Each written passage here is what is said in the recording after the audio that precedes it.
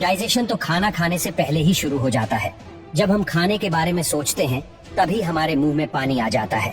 वो पानी नहीं होता है, उसे सलाइवा कहते हैं। जब हम खाना चबाते हैं तब दांत की मदद से हम फूड को छोटे छोटे पीसेस में ब्रेक कर देते हैं और साथ ही खाना और सलाइवा मिक्स हो जाते हैं। हमारे मुंह के अंदर सलाइवरी ग्लैंड्स होते हैं जो सलाइवा बनाते हैं और रिलीज भी करते हैं। सलाइवा में कुछ एंजाइम्स होते हैं जो कार्बोहाइड्रेट्स और फैट्स का डाइजेशन मुंह के अंदर ही शुरू कर देते हैं और सलाइवा की मदद से खाना सॉफ्ट और स्मूथ हो जाता है, जिससे ये फूड पेट में आराम से जा पाता है। इस चबाए हुए खाने को बोलस कहते हैं और जुबान बोलस को गले में ढकेल देती है। गले में दो रास्ते होते हैं, एक लंच का रास्ता और दूसरा पेट का रास्ता। अब बोलस को यहाँ से जाना होता है पेट में, पर दो रास्ते होने की वजह से बोलस लंग्स में भी जा सकता है और पेट में भी जा सकता है। अगर बोलस लंग्स में चला जाता है तो दिक्कत हो सकती है और यही काम आता है एपिग्लॉटिस। एपिग्लॉटिस दरवाजे जैसा होता है जो हवा की नली पर लगा होता है। वैसे तो एपिग्लॉटिस हमेशा ही खुला रहता है, लेकिन जब हम खाना खाते हैं या पानी पीते हैं तब एपिग्लॉटिस बंद हो जाता है और तब खाना या पानी हवा की नली में नहीं जा पाते हैं और इस तरह बोलस फूड पाइप में आ जाता है। फूड पाइप को ईसोफेगास भी कहते हैं। फूड पाइप 25 सेंटीमीटर जितना लंबा होता है और फूड पाइप अंदर से इलास्टिक जैसा होता है और इसी वजह से फूड पाइप बोलस को पेट में ढकेल पाता है और सलाइवा की वजह से बोलस बिना अटके फूड पाइप से आसानी से गुजर पाता है। फूड पाइप के एंड पर कुछ मसल्स लगे होते हैं जो फूड को यानी बोलस को वापस फूड पाइप में जाने से रोकते हैं। इन मसल्स को LES लोअर ईसोफेगास स्फिंक्टर कहते हैं। जब LES रिलैक्स हो जाते हैं तब बोलस पेट में आ जाता है। पेट में पहुंचने के बाद बोलस की पिटाई शुरू हो जाती है।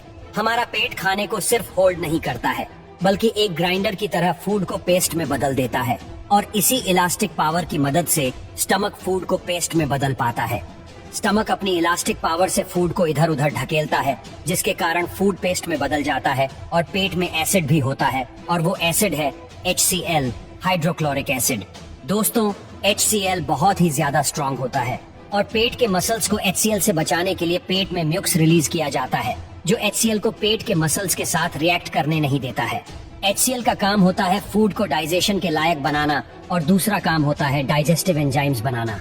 HCl के कारण पेप्सिन एंजाइम बन पाता है जो प्रोटीन्स को एमिनो एसिड में बदल देता है और फूड में जितने भी बैक्टीरिया होते हैं सभी पेप्सिन की वजह से मर जाते हैं और फिर दूसरा एंजाइम्स रिलीज होते हैं जो फैट्स को और कार्बोहाइड्रेट्स को डाइजेस्ट करने लायक बनाते हैं। तो पेट में फूड 6 से 8 घंटे के लिए रहता है और इन 6 से 8 घंटे में फूड लिक्विड में बदल जाता है। इस लिक्विड को काइम कहते हैं।